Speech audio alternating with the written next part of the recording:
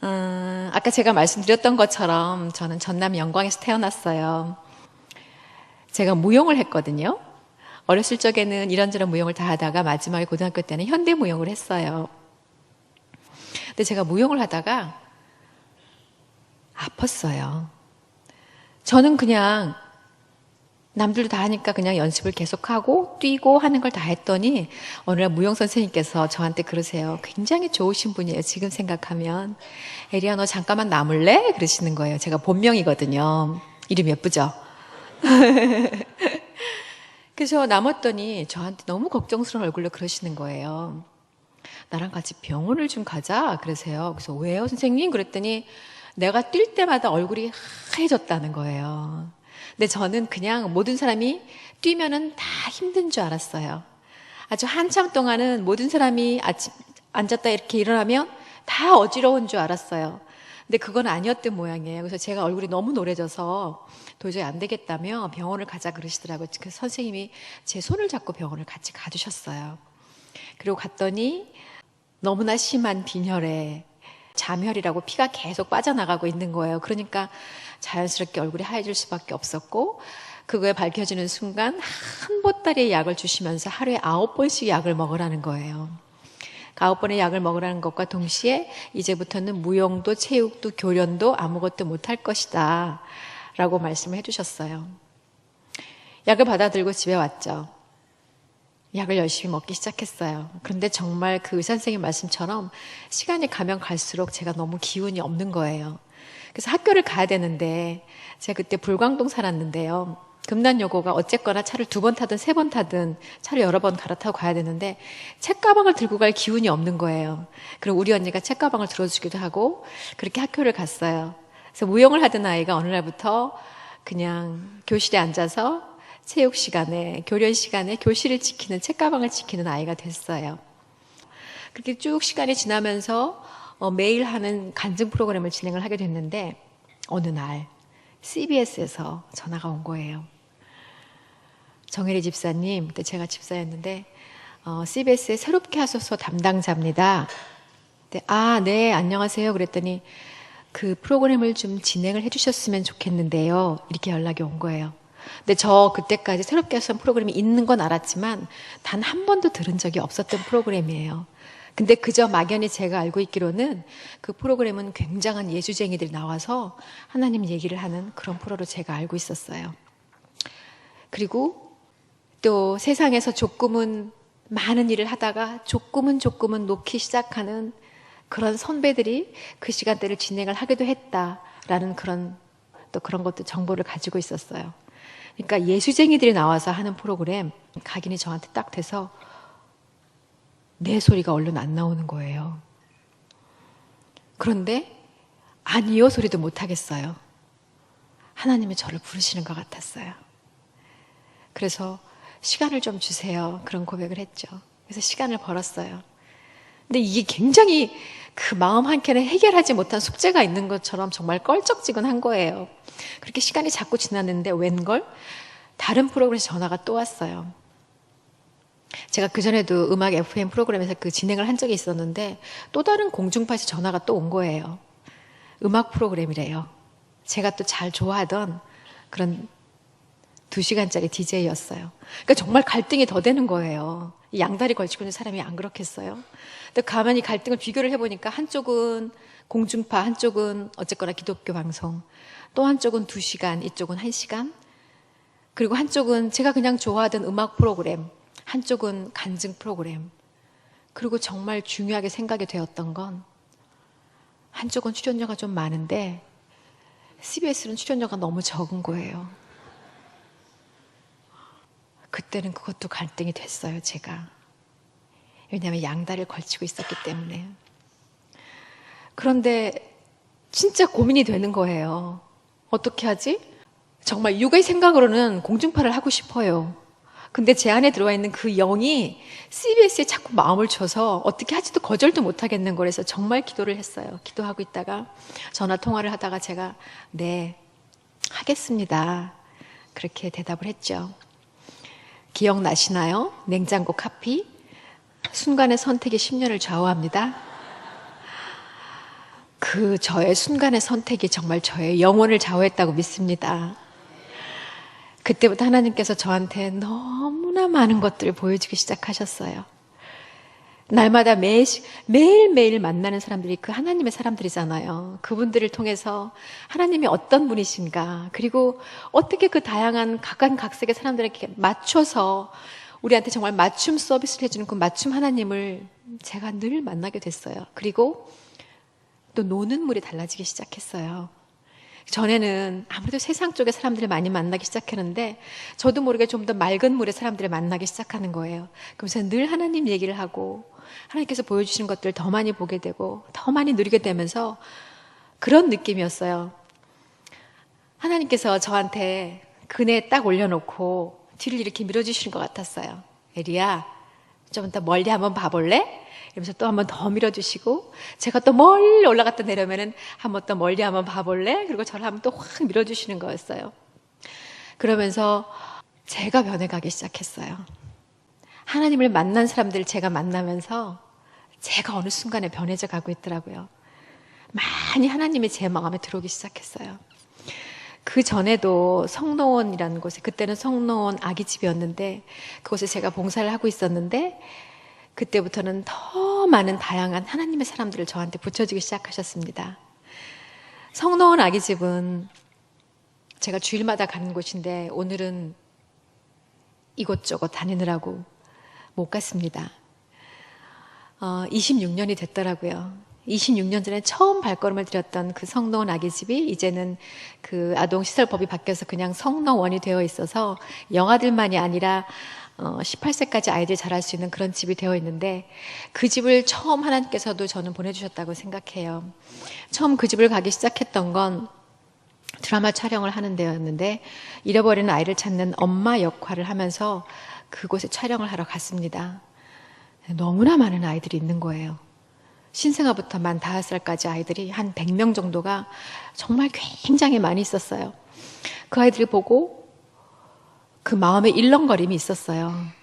그렇지만 다른 촬영하러 바로 이동을 해야 됐기 때문에 제가 마음에 다시 와야겠다라고 생각을 하면서 원장님께 제가 다음에 다시 오겠습니다. 그렇게 인사를 하고 그 발걸음을 나왔습니다. 근데 계속 이제 숙제처럼 남아있는 거예요. 저는 약속을 굉장히 중요하게 생각하거든요. 그래서 저는 괜히 밥 한 번 먹을까요? 이렇게 인사하는 거 별로 안 좋아해요. 만약에 제 입에서 식사 한 번 해야 하면 그건 정말 그분과 식사를 할 겁니다. 목사님, 나중에 식사 한 번 해요. 월드비전 우리 이사님이시잖아요. 그래서 계속 그게 마음에 짐이 있는 거예요. 그런데 제가 그때까지 어린 나이에 탤런트가 돼서 늘 매니저와 같이 돌아다녔기 때문에 혼자서 그 집을 찾아간다는 게 생각보다 쉽지 않고 내키지가 않더라고요. 약간 내성적인 성격이었기 때문에. 근데 마음에 짐이 계속 있어요. 그런데 하나님께서는 제가 꼭 그 집을 가기를 원하셨던 것 같아요. 한 달쯤 지났는데 다른 촬영을 하러 가는데 딱 눈을 들여보니까 성노원 아기집에 보이는 거예요. 그래서 제가 하나님이 나를 꼭 가라고 하시는구나, 그런 마음이 들기 시작했어요. 그런데 내 마음속에 난 여길 잘 몰라, 위치를 잘 몰라, 그런 핑계를 대고 있더라고요. 사실 잘 몰랐죠. 근데 스텝한테 물어보면 정확하게 알 수 있잖아요. 근데 그 물어볼 용기가 나지 않았던 것 같아요. 아니, 더 정확하게 말하면 그걸 찾아갈 용기가 없었던 것 같아요. 그런데 마음의 부담이 너무 나와서 제가 한 달 후쯤에 스텝들한테 거기 장소를 정확하게 알고 또 내가 그 두 번째 갔을 때 막 적어가지고 그 집을 혼자 운전을 하고 찾아갔습니다. 갔더니 원장님이 너무나 반가워하세요. 그러면서 하시는 말씀이, 다 오겠다고 하고 가는데 거기가 노량진이거든요. 여의도 건너편이잖아요. 그때는 모든 방송국이 다 여의도에 있었고, 그리고 어쨌거나 이런저런 이유로 국회의사당도 여의도에 있어서 굉장히 좀 알려지신 분들이 많이 뭐 촬영을 하든지 아니면 무슨 선물을 증정하러 오시든지 해서 굉장히 자주 오는 곳이었어요. 그런데 원장님이 그러시는 거예요. 알려진 분들이 다 다시 오겠다고 갔는데 다시 오신 분이 처음이세요. 그 말 하시면서 너무 고마워하시는 거예요. 근데 제가 속으로 울었습니다. 너무 부끄러워서. 저도 사실 거기까지 2달이 걸렸잖아요. 제 마음에 계속 갈등하면서 2달 만에 걸려서 그 집을 처음 갔는데 그렇게 말씀해 주시니까, 왜냐면 하나님께서 너 왜 이제 왔니? 라고 하시는 것 같았어요. 어쨌든 그렇게 첫 발을 내딛었던 성노원이 이제는 저한테 가족처럼 되어 있습니다. 가면 아이들이 너무 본능적으로 다른 사랑은 다 받지만 스킨십은 늘 부족하잖아요. 부모들이 없는 아이들이 살고 있는 집이니까. 가면 다 쳐다봐요. 그러면 저도 모르게 딱 어떤 아이한테 눈이 딱 마주치면 그 눈이 마주친 아이가 너무 당당하게 자기를 안아달라고 이렇게 딱 팔을 벌리는 거예요. 그러면 저는 그 아이를 오라 그래갖고 안아줬어요. 근데 그 아이는 늘 객관적으로 예쁜 아이들이었어요. 정말 예쁘고 깨끗하고 환하게 웃고 있는 아이한테 저도 모르게 딱 가장 먼저 눈이 멈췄던 것 같아요. 그래서 그 아이를 안아준 다음에 어머 잘 놀았니? 잘 있었니? 그런 다음에 다른 아이도 사랑해줘야지 이런 마음이 들었어요. 그래서 그때 다른 아이를 바라봤죠. 구석에 있는 아이가 있으면 제가 그랬어요. 너 왜 거기 있어? 이리 와. 같이 놀게. 이리 와. 아이가 오나요? 못 오죠. 그랬어요. 그런데 그렇게 지내다가 어느 날 제 스스로 달라진 저를 발견했어요. 어느 날 보니까 제가 저도 모르게 가장 먼저 들어가서 하는 거는 휴지에 가서 휴지를 뽑는 거더라고요. 그래서 구석에 있거나 이렇게 감기 걸려서 코를 흘리고 있는 아이 코를 먼저 닦아주고, 구석에 있는 아이가 있으면 제가 가서 그 아이를 제 무릎에 앉히고, 왜 여기 있었어? 어디 아파? 왜 엄마한테 혼났어? 친구랑 싸웠니? 그런 다음에 그 아이를 안아주고 아이랑 얘기를 다 하다가 아이가 다 풀어지면 우리 저희 가서 친구들이랑 같이 놀까? 그러고 있더라고요. 그러면서 제가 하나님의 사랑을 발견했어요. 우리 하나님께서는 우리가 늘 예쁜 얼굴로 팔짝팔짝 뛰면서 아름답게 하나님 저 여기 있어요 라고 하는 것만을 이뻐하시는 게 아니라, 내가 힘들고 지쳐서 구석에 앉아있을 때 나한테 다가오셔서 나를 당신의 무릎에 앉히시고 너 왜 여기 있니? 얼마나 힘들었니? 그렇게 나를 다 만져주시고 내 마음이 풀리면 그때 우리 저희 가서 놀까? 라고 하면서 만져주시는 우리 하나님의 나처럼 지금 내가 이러는 것은 하나님이 이러신 분이겠구나. 그러면서 하나님의 참 사랑을 제가 많이 배우면서 깨달아가기 시작했습니다. 그러면서 많은 사람들을 만나기 시작했죠. 그렇게 아이들을 만나면서 제가 아마 성도원만 다니기 시작했으면 제가 아주 한참 동안은 그랬어요. 섬겨야 할 이웃은 늘 저는 아이들이었어요. 저도 모르게 몇 년 동안 성도원을 다니다 보니까 늘 아이들만이 제가 섬겨야 할 이웃으로 선한 이웃을 착각하고 있더라고요. 그런데 하나님께서는 저한테 그렇게까지 아니라 더 많은 것들을 보여주기 시작하면서 많은 사람들을 보여주기 시작했습니다. 노숙자들을 바라보게 해주셨고, 어르신들을 만나게 해주셨고, 우리 장애인들을 만나게 해주셨고, 그리고 탈북인들을 만나게 해주셨고, 그리고 지금은 제 3세계에 있는 수많은 아이들의 엄마까지도 저한테 허락을 해주셨습니다.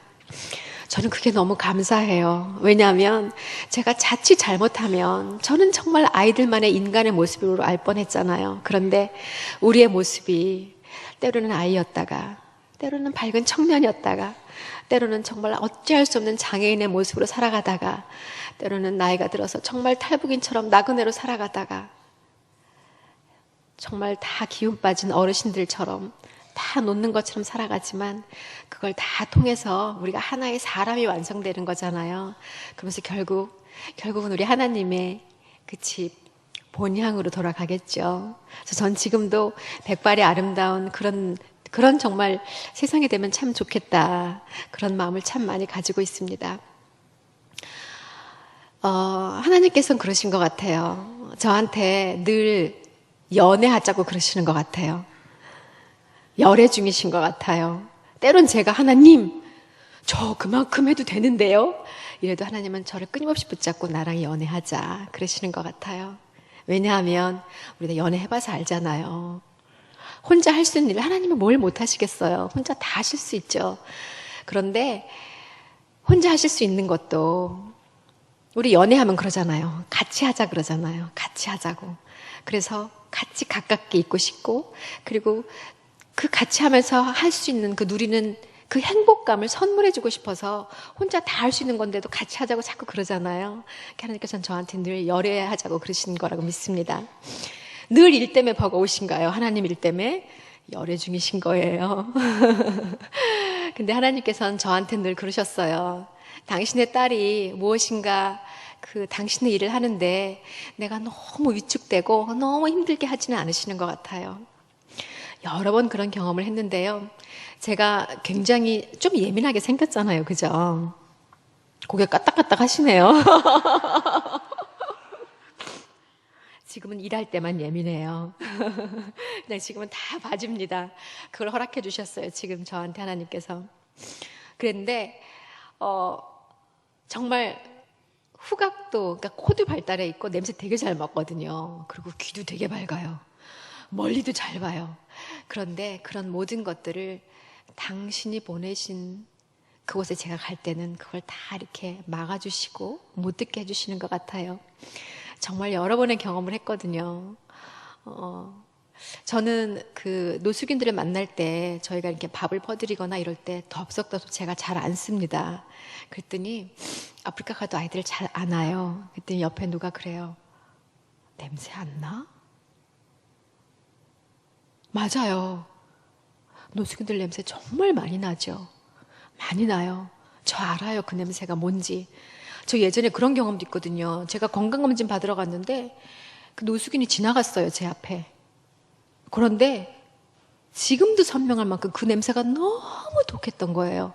그 냄새를 제가 기억하거든요. 그런데 제가 그분들을 안아줄 때는 그 냄새가 전 안 나요. 제가 안 맡았겠어요? 막아주시는 거죠. 그런 경험을 여러 번 합니다.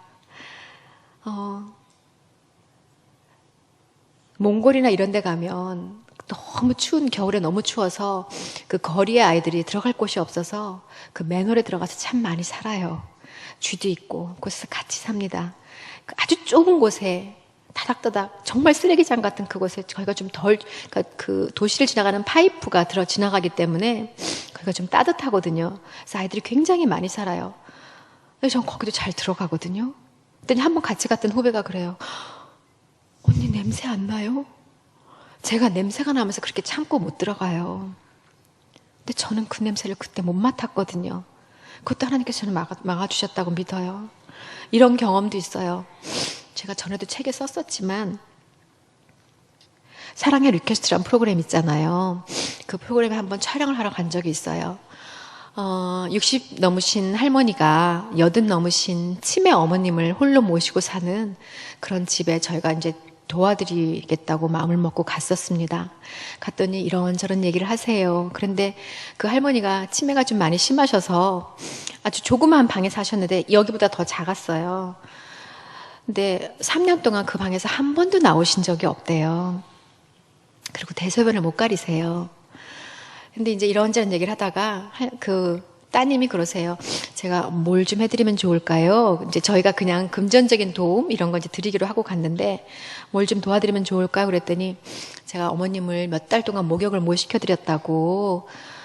목욕을 시켜드리면 참 좋겠는데 그냥 그렇게 지나가는 말씀을 하세요. 그런데 그때는 제가 이미 어르신들을 좀 간혹 이렇게 본 적이 많이 있었기 때문에 그 목욕시키는 게 저는 그렇게 어렵지 않았어요. 그래서 네, 저랑 같이 시켜드려요. 그랬더니 괜찮겠냐고. 그럼요. 그치만 그때가 추석 조금 전이었거든요. 그치만 어르신을 찬물에 시켜드릴 수는 없었어요. 근데 굉장히 더운 날이었던 기억은 나는데 일단 그래도 물을 좀 데워야 되겠다 싶어서 보일러를 데워가지고 정말 나중에 그 화면을 보니까 땀이 정말 비 오듯 하는 거예요. 제가 땀을 뻘뻘 흘리면서 물을 데워가지고 그 어머님을 목욕을 다 시켜드리고 기저귀를 새로 갈아드리고. 근데 이 어머님이 예전에 교회를 나가신 적이 있으시대요. 기분 좋게 어머님이 되셔서 저희가 안녕히 계시라 그러고 인사를 하고 나왔습니다. 그래서 저는 기분이 좋아서 팔딱팔딱 떠내려 왔는데 지금도 선명하게 그 어머니께서 이렇게 문 지방에 이렇게 기대 앉으셔가지고 기분이 정말 좋아지셔가지고 그러시는 거예요. 아유, 오늘 하늘 아버지가 하늘 공주를 보내주셨네. 그러시면서 제가 너무 기분이 좋으니 건강의 복을 주세요 이러시는 거예요. 저는 너무 기분이 좋아서 아멘 아멘 막 이러면서 속으로 뛰어내려왔거든요.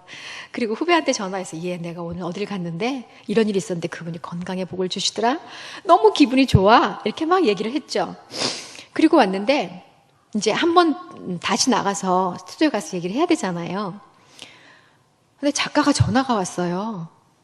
그러면서 선생님 너무 죄송해요 그러는 거예요. 그래서 제가 왜 뭐 잘못됐어? 그랬더니 아니에요 죄송해요. 그래서 근데 왜? 그랬더니 너무 죄송해요 그러시는 거예요. 그래서 아니 왜?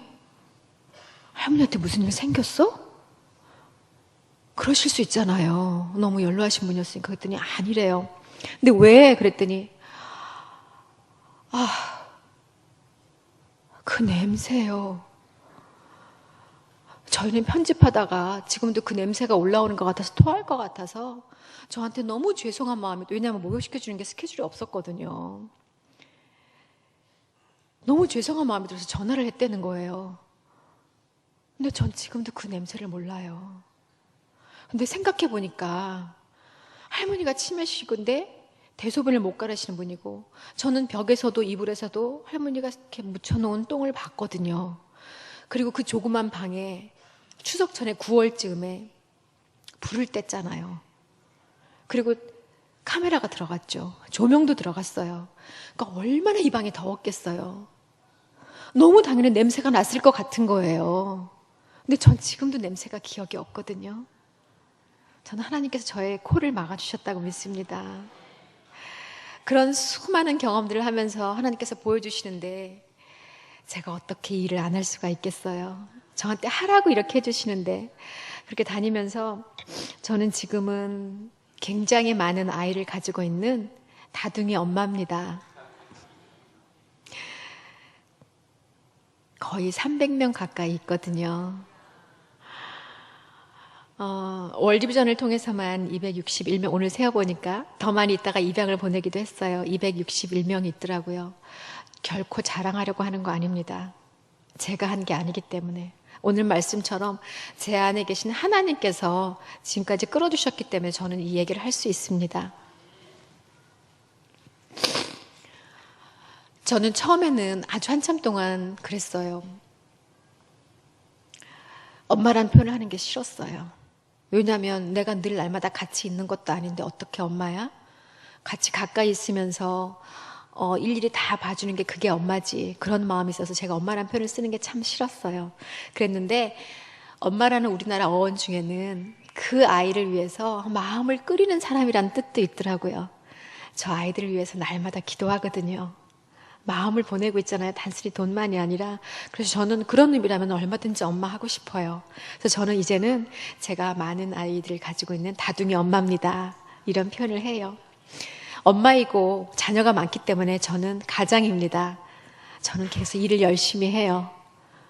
가장은 가족을 살리기도 해야 되는 거잖아요. 그래서 정말 열심히 일을 합니다. 근데 그 일하는 것들이 전 전혀 부끄럽지 않습니다. 당당하게 일을 하고 얘기를 합니다. 그렇게 많은 아이들을 섬기면서 처음엔 제가 만나는 아이들은 제가 늘 품기 시작했어요. 그리고 여러 가지 사정이 있으면 제가 늘 품기 시작했어요. 그러다 보니까 이제 100명이 넘는 그런 아이들이 저의 아이들이 되기 시작했습니다. 그러다가 제가 이렇게 많은 아이를 품을 수밖에 없었던 그런 하나의 사건을 만나게 되는데요.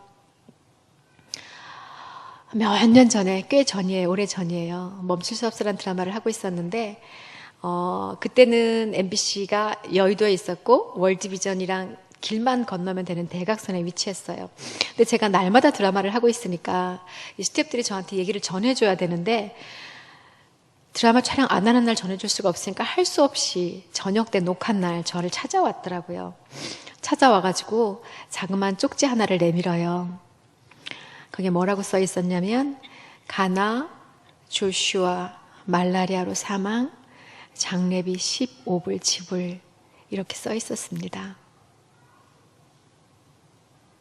멍하더라고요. 그 아이가 제 아이였거든요. 애가 죽었다고? 전 한 번도 그 전에는 결연된 아이가 죽었다는 소식을 들어본 적이 없어요. 그러니 얼마나 월드비전에서 놀랬겠어요. 더군다나 친선대사의 아이가, 더군다나 그 많은 아이를 품고 날마다 기도하는 엄마의 아이가 죽었다는 거예요. 이게 뭐지?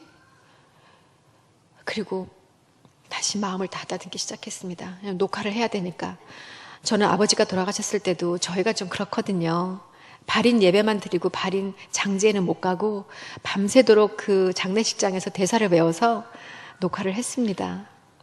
그래, 그렇기도 하는 건데 녹화를 해야지.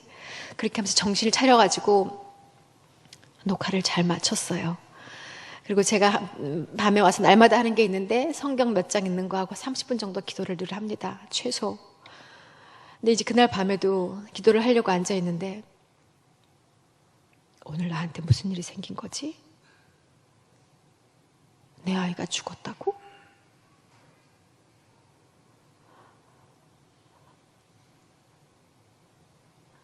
마음이 아파오기 시작하고 눈물이 나는데 정말 더 가슴이 아픈 건 제가 녹화를 잘 끝내고 왔다는 사실이었습니다. 아이가 죽었는데? 사람들이 그래요. 맞아요. 하나님께서 저한테 사랑이 참 많다고 하는데 긍휼의 마음은 주셨어요. 그거는 저도 알아요. 그런데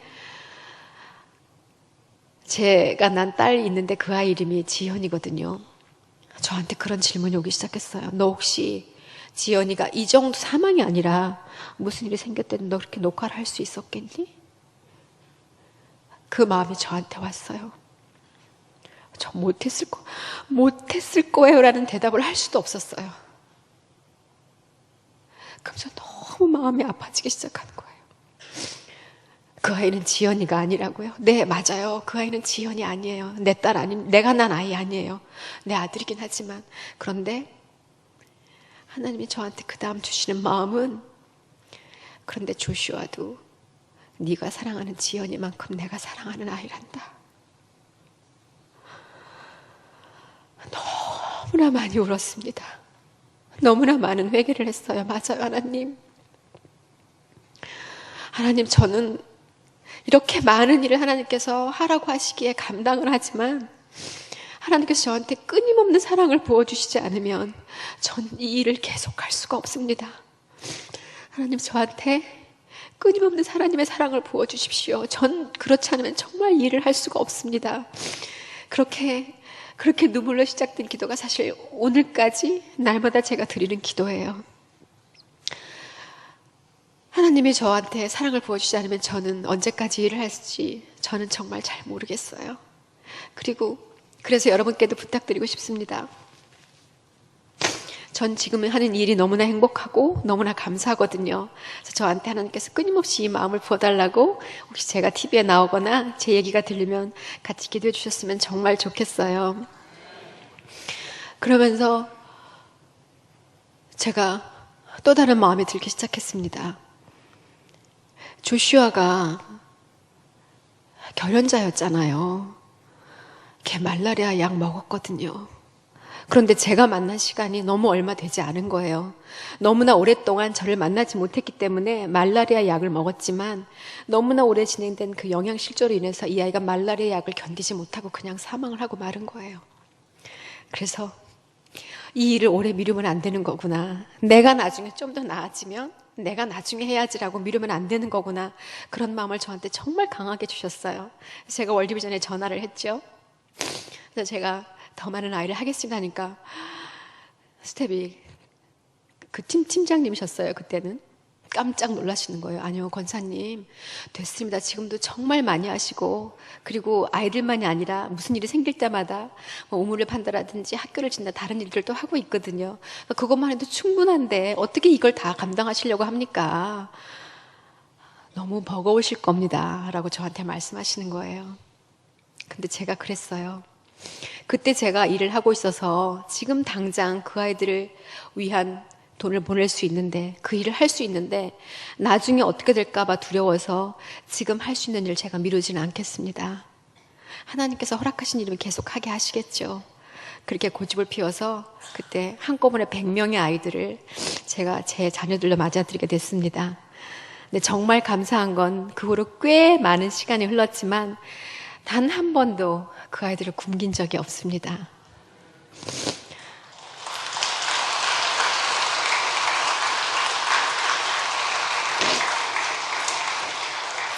하나님께서 제가 그 일을 잘 감당할 수 있도록 늘 저한테 일을 허락해 주셨고 또 그 일을 잘 감당할 수 있도록 건강도 허락해 주셨습니다. 아마 그 할머니의 기도가 정말 대박이었던 것 같아요. 간혹 그 생각해요. 제가 굉장히 짧은 시간 동안에 아프리카를 왔다 갔다 하고 출발할 때에도 그날 하루 종일 그리고 가기 전까지는 2박 3일 거의 밤을 새고 그렇게 아프리카를 가고 또 다녀와서도 그리고 또 바로 현장으로 갑니다. 촬영장으로.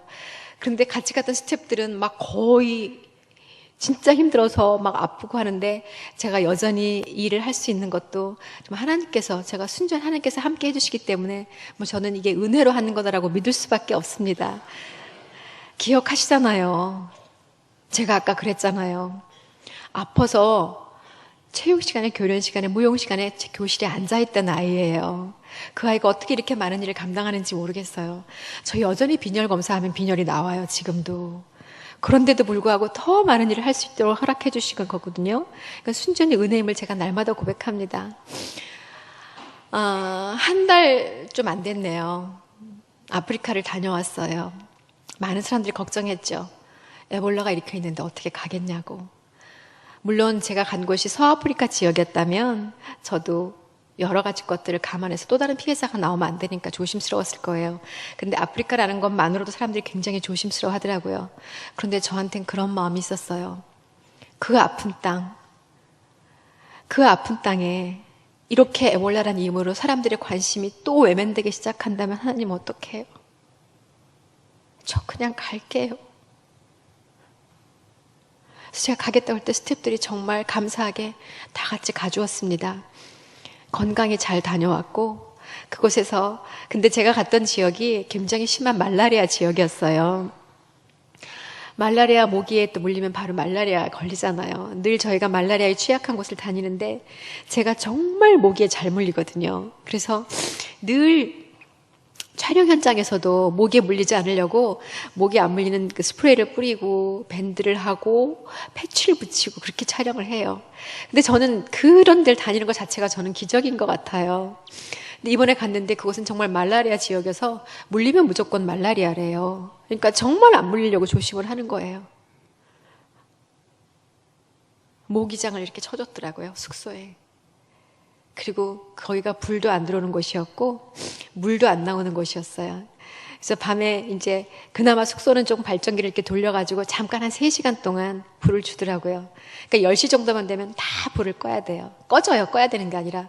그러니까 정말 칠흑 같은 곳에 모기장 안에 혹시 아침 우리 시차가 바뀌어 있으니까 새벽에 일어날까 봐 성경책 하나 가지고 조그만 랜턴 하나 들고 혹시 안에 들어와 있는 모기를 잡으려고 스프레이 뿌리는 모기약을 들고 새벽에 나가면 화장실도 못 가는 거예요. 물리면 안 된다 그래서.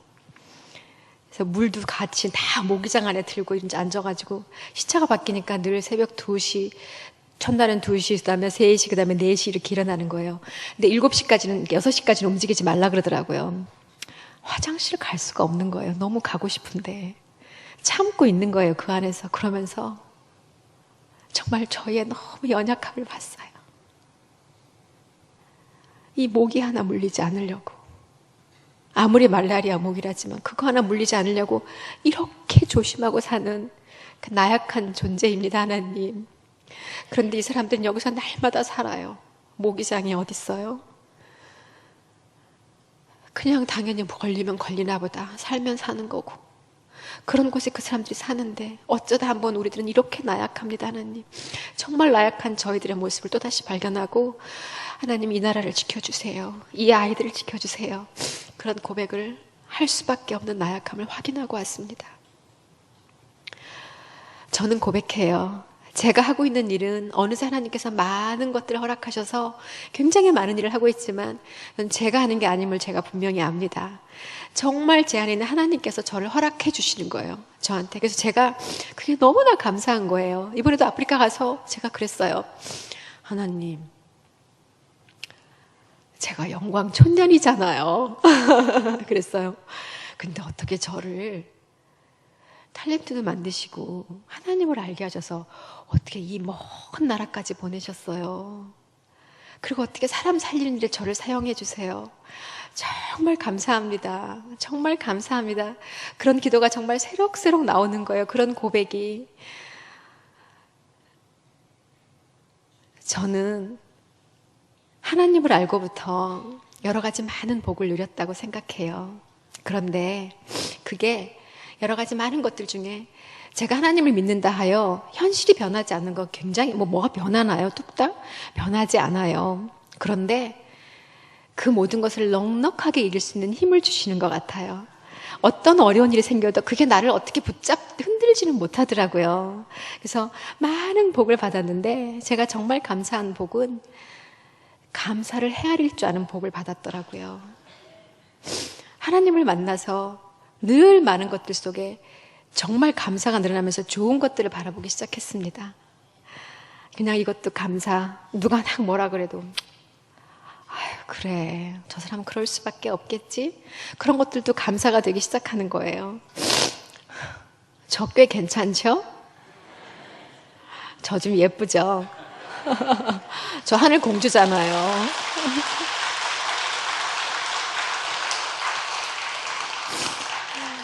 근데 저만 공주인가요? 여기 많은 공주들이 계세요. 많은 왕자들이 있습니다. 우리 모두 하늘 공주, 하늘 왕자잖아요. 저는 제가 지금 꽤 아름다운 것 같아요. 정말로. 공주병은 아니에요. 단지 공주인 거지. 왜냐하면 어렸을 적에 제 옛날 화면 보면 좀 예쁘더라고요. 그런데 지금처럼 아름답지 않아요. 그때는 하나님을 잘 몰랐어요. 그런데 저는 이런 고백을 합니다.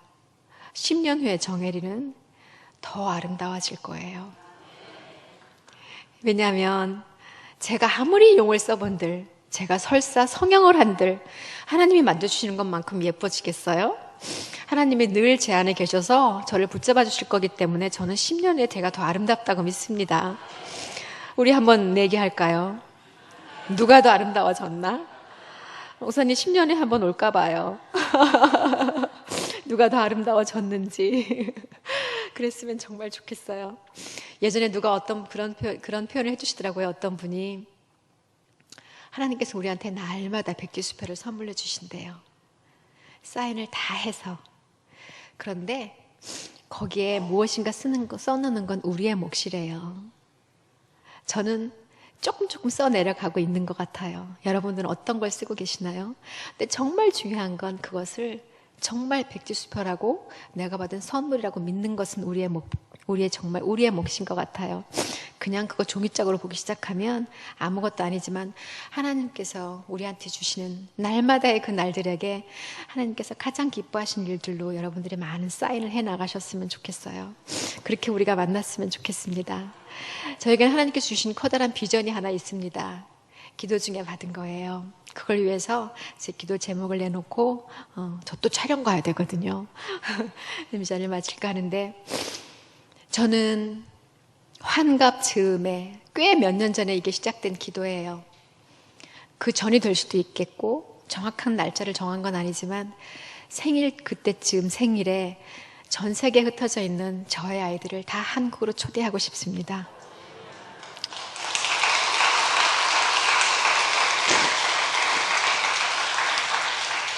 기도 중에 준 비전이기 때문에 저는 이루어질 거라고 믿습니다. 그리고 설사 이루어지지 않는다 해도 저는 지금 너무 좋습니다. 왜냐하면 어떻게 보면은 평생 단 한 번도 만날 수 없을지도 모를 그 아이들을 그래도 단 한 번은 만나서 아이의 눈을 직접 보고 직접 안아주면서 어깨도 토닥거려주면서 너 정말 살아내느라고 참 많이 애를 썼다. 얼마나 힘들었니? 얘기도 해주고 맛있는 것도 먹게 해주고 그리고 무엇보다도 이 아이들이 그냥 누군가가 나의 스폰서야, 나의 보호자야 라고 했던 그 알지 못하는 누군가가 실존하는 인물이었구나라고 아이들이 확인을 했으면 좋겠습니다. 우리 그냥 막연한 거랑 확인하는 거랑 너무 다르잖아요. 그래서 세상에 단 한 명이라도 울타리가 있으면, 자기를 믿어주는 사람이 있으면 우리 살아갈 힘이 있는데, 아, 그런 사람이 나한테 정말 있구나라고 아이들이 힘을 얻었으면 좋겠습니다. 그리고 자기 말고도 300명의 아이들이, 형제 자매들이 나 말고도 하나님 아래 정엘이라는 이름으로 맺어진 자기 형제들이 있다는 걸 아이들이 알았으면 좋겠습니다. 그래서 그 받은 사랑을 누군가에게, 또 다른 누군가에게 흘려보냈으면 좋겠습니다. 그런 비전이 생기고 나서부터 저의 기도가 조금씩 달라졌어요. 전에는 제가 늘 그랬거든요. 하나님, 제가 먹는 밥을 아이들도 먹게 해주세요. 제가 병원 치료 갔을 때 아이들도 치료를 받게 해주세요. 제가 편한 잠을 잘 때 아이들도 잠을 자게 해주세요. 그저 거기까지 기도를 했었는데 그 다음부터 조금 더 기도가 좀 커졌어요. 하나님, 그 아이들이 정말 잘 자라서 그 지역을 위해서 뭔가 할 수 있는 그런 아이들로, 그런 영향력 있는 아이들로 하나님, 하나님의 사랑으로 하나님 잘 키워주세요. 그게 제 기도가 바뀌더라고요. 저는 그런 꿈을 가지고 있어요. 여러분도 기억하시고 그 아이들을 정말 한 곳에서 다 만나서, 제가 그랬거든요. 한 곳에 다 만나면 너무 힘들 수도 있겠구나. 어떡하지? 비행값이 그렇게 많이 들 텐데 어떡하지? 그래도 하나님이 주셨으니까 하게 해주시겠지? 그러다가 제 마음속에 그랬거든요. 정 안 되면 제가 대륙별로 가지 뭐. 그렇게 생각을 했었어요. 그런데 작년에 우간다에 제가 2번을 만났던 아이가 한국에 온 일이 있었습니다.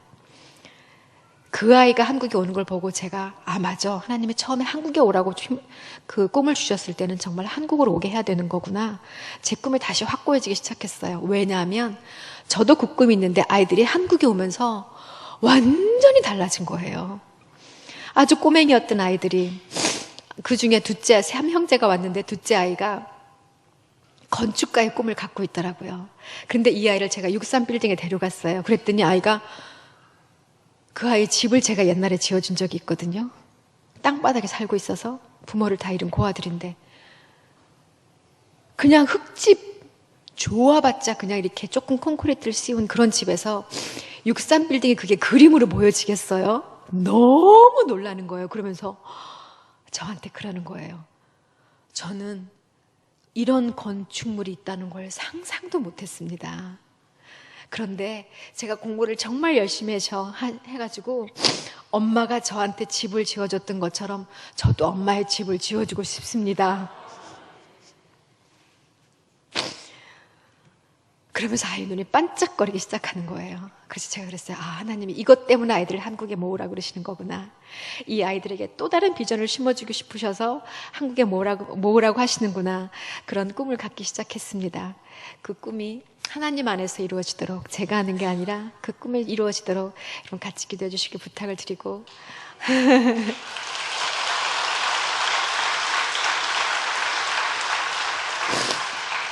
제가 다른 어떤 장소가 아니라 교회에 와서 하나님 얘기를 할 수 있어서 정말 감사합니다.